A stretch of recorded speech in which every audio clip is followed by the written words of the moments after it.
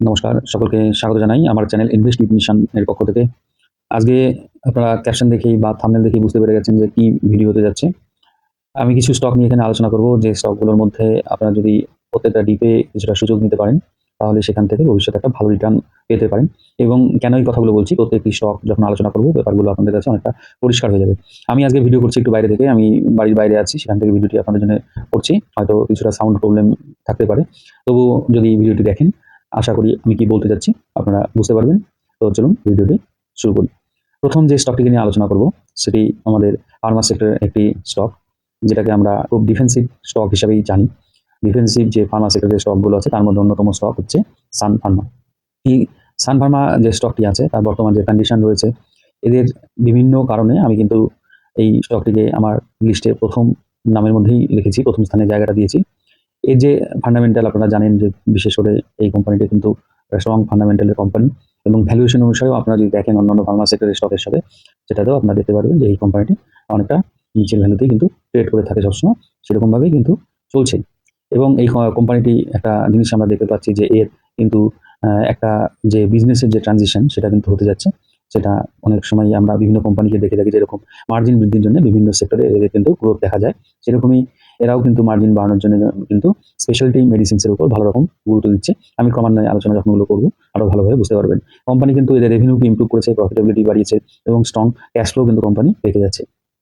এই যে কোম্পানিটি আছে, এর মধ্যে যে নিউজটা আমাদের কাছে এসে পৌঁছেছে, যে এই কোম্পানি একটি অর্গানন বলে অন্য একটি কোম্পানি, যেটার ভ্যালুয়েশন প্রায় $11 হিসাবে $11.75 মতো, সেই কোম্পানিটাকে এরা কিনে নিচ্ছে, অ্যাকুইজিশন করতে যাচ্ছে। এই যে অ্যাকুইজিশন করার মাধ্যমে এই কোম্পানি কিন্তু নেগেটিভ যে দিকটা আছে সেটা আগে প্রথমে বলে নিই। কিছুটা হলেও কিন্তু কোম্পানির ডেপ্ট কিন্তু বেড়ে যাবে। ডেপ্ট সাময়িক ভাবে বাড়লেও এদের বিজনেস যে সেক্টরে করে, সেই সেক্টরে যখন সানফার্মার মতো বড় কোম্পানি ঢুকবে, আশা করা যায় সেখান থেকে একটা মার্জিন কিন্তু তারা বের করে আনতে সক্ষম হবে।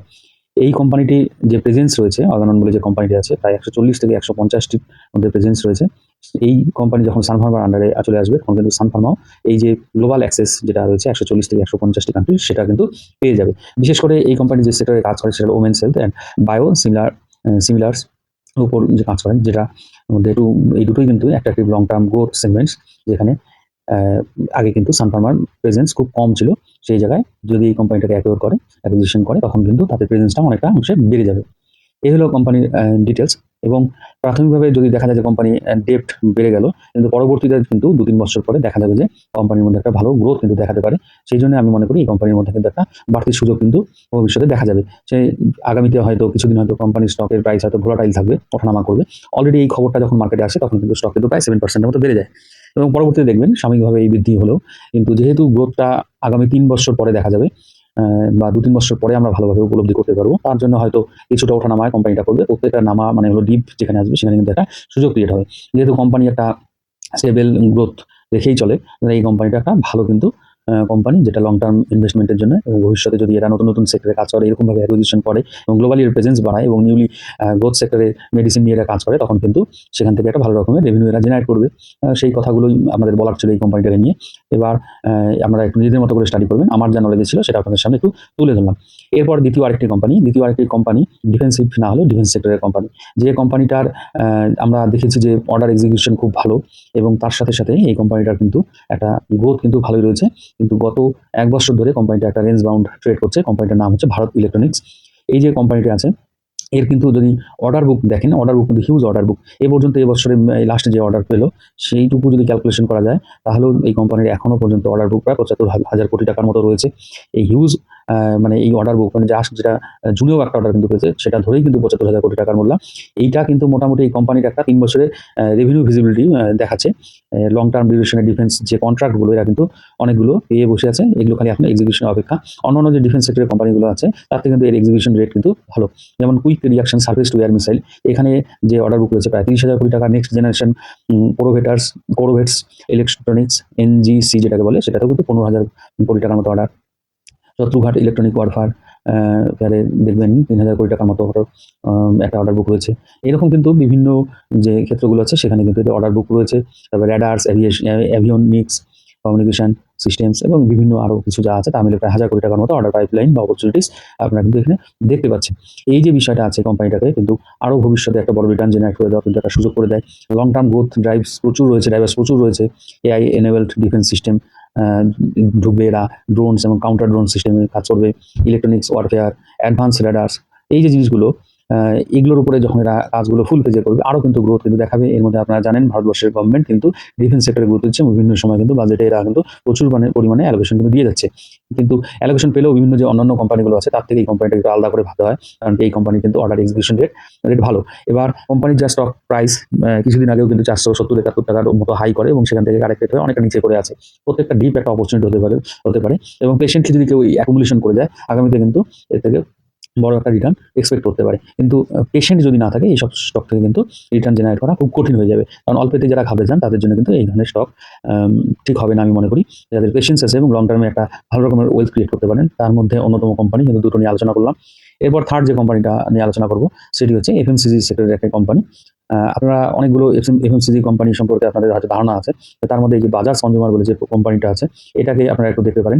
এর প্রাইস অ্যাকশন যদি দেখেন যে একটা মাল্টি ইয়ার একটা ব্রেকআউট বলা চলে দিয়েছেন, দেওয়ার পরে কিন্তু একটা রিটেস্টের জায়গায় এসছে, মানে যেখান থেকে ব্রেকআউট প্রাইস ছিল সেখান থেকে উঠে কিছুটা গিয়ে আবার কিন্তু সেই প্রাইসে ফিরে আসছে, যেটাকে আমরা রিটেস্ট বলতে পারি। এখান থেকে যদি রিভার্সাল সিগন্যাল পাওয়া যায়, যারা টেকনিক্যাল বোঝেন স্টকের তারা একটু অ্যানালিসিস করে দেখতে পারেন।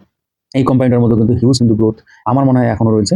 অলরেডি কিন্তু কোম্পানিটা অনেকটা গ্রোথ কিন্তু লাস্ট ইয়ারে দেখিয়েছে, কারণ কি যে বটম ক্রিয়েট করেছিল টেকনিক্যালি সেখান থেকে অনেকটা কিন্তু একটা রান দিয়েছে, রান দেওয়ার পরে ব্রেকআউট দিয়ে কিন্তু আবার আসছে। সেই জায়গায় টেকনিক্যালি এই স্টকটিতে আমার খুব ভালো লাগছে। আপনারা ফান্ডামেন্টালও যদি দেখেন, বিভিন্ন রেশিওস দেখবেন, সেই জায়গায় ভ্যালুয়েশনও যদি দেখেন, অন্যান্য যে এফএমসিজি কোম্পানিগুলো আছে সেখান থেকে কিন্তু ভ্যালুয়েশন অনেকটা কম আছে। বিষয় হলো একটা কোম্পানি অনেকদিন বা অনেকটা সময় রান করার পরে কিছুটা সময় কিন্তু সময় কাটায় একটা জায়গায় এসে, সেটাই এখন টেকনিক্যালি দেখান এবং এটা ওয়াচ লিস্টে রেখে আপনারা কিন্তু এই কোম্পানিটিকেও একটু দেখতে পারেন। এই কোম্পানি ৩টে ছাড়াও আমার যে ফোর্থ যে কোম্পানিটি রয়েছে সেটা হচ্ছে টাটা পাওয়ার। টাটা পাওয়ার একটা কোম্পানি, আপনারা একে জানেন যে রিনিউয়েবল সেক্টরে প্রচুর কাজ কিন্তু এই কোম্পানিটা করছে। হ্যাঁ, শুধু রিনিউয়েবল সেক্টরে কাজ করে সেরকম না। এটা কিন্তু বিভিন্ন রকমের কিন্তু ক্ষেত্রে কাজ করে। বিভিন্ন যে transmission, EV infrastructure, charging station, সব ধরনের থার্মাল পাওয়ার, এই ধরনের তারপরে বড় কাজ এখন কিছু করছে সেগুলো হচ্ছে রুফটপ সোলার সিস্টেম।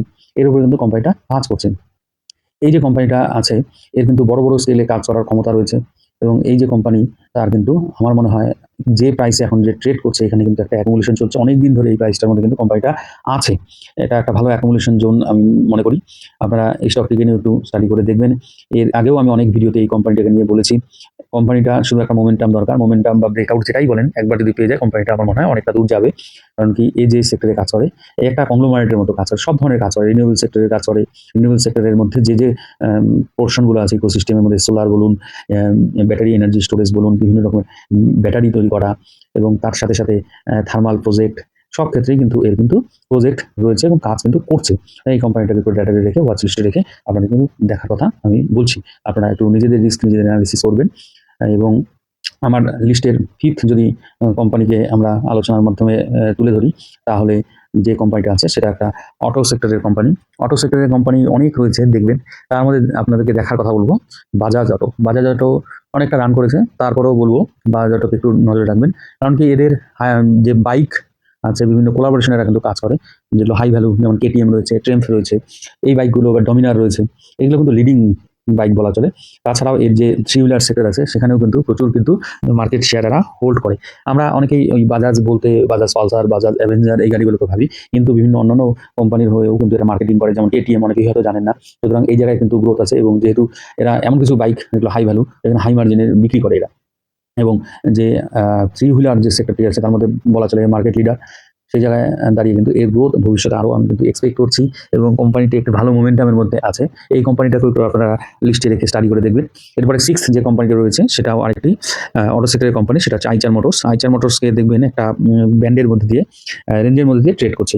এর যদি চার্টটা ভালো করে টেকনিক্যালি ফলো করবেন দেখবেন রেঞ্জের মধ্যে দিয়ে চলছে স্টকটি এবং সবসময় কিন্তু প্রাইস অ্যাকশন যা রয়েছে আপার ডিরেকশনে মুভ করছে এবং এখানে পরিষ্কার একটা সাপোর্ট এবং রেজিস্ট্যান্স মেনটেন করে কিন্তু টেকনিক্যালি স্টকটি এগোচ্ছে। এবার ওপরে যে রেজিস্ট্যান্স যে লাইনটি আছে যদি কোনো সময় ব্রেক করে সেখান থেকে কিন্তু একটা ভালো রকমের মোমেন্টাম স্টকটা পেতে পারে। এবং আপনারা যদি এই সাপোর্ট আর রেজিস্ট্যান্সটাকে মেনটেন করে সাপোর্টে যখন আসবে তখন স্টকটিকে আস্তে আস্তে করে অ্যাকুমুলেশন করলেন এবং রেজিস্ট্যান্সে যখন যাবে তখন আপনারা বিক্রি করলেও সেখানে কিন্তু একটা সুইং কিন্তু ট্রেড করে আপনারা প্রফিট করতে পারেন। এবং তারপরেও যদি দেখা যায় যে আপার যে লেভেলটা আছে যে লাইনটি আমি এখানে দেখাচ্ছি সেটাকে যদি ব্রেক করে যায় তাহলে কিন্তু কোম্পানিটি আরও অনেক দূরে কিন্তু যেতে পারে। কয়েকদিন ধরে দেখছি যে আমরা 700-800 টাকার একটা রেঞ্জের মধ্যে কিন্তু ওঠানামা করছে এবং এই যে 700-800 টাকার যে গ্যাপটা এটা থেকেও যদি কেউ সুইং ট্রেড করে অনেকটা ইনকাম করা যায়। এবং এই কোম্পানিটি কি করে আপনারা জানেন, আইচার মোটর আমাদের যে রয়্যাল এনফিল্ড যেটা এখন যে যুব সমাজের প্যাশন, যে রয়্যাল এনফিল্ড বাইক কিনবো, তা সেই বাইকগুলোর দাম আপনারা জানেন অনেকটাই বেশি এবং সেখানে কিন্তু হাই মার্জিন কিন্তু গেইন করে এই কোম্পানিটি। সুতরাং এর ডিমান্ড সারা জীবন ছিল, আগামীতেও থাকবে। দেখবেন এর সেলস কিন্তু ডে বাই ডে আপনারা দেখবেন কোম্পানির রেজাল্ট যখন বের হয় কোয়ার্টারলি ডে বাই ডে কিন্তু বেড়ে যাচ্ছে। তো এই কোম্পানিটাকেও আপনারা একটু ওয়াচ লিস্টে রেখে দেখতে পারেন। আর ভিডিওটিতে আর বিশেষ কিছু আলোচনা করলাম না, বিশেষ কিছু আলোচনার মধ্যেই 6টি কোম্পানিকে রাখলাম। আপনারা যদি আমার ভিডিওটিকে ভালো লাগে একটু লাইক করবেন, কমেন্ট করবেন, শেয়ার করবেন এবং যারা আমার চ্যানেলে নতুন আছেন তাদেরকে বলবো চ্যানেলটিকে সাবস্ক্রাইব করবেন। ধন্যবাদ, ভালো থাকবেন।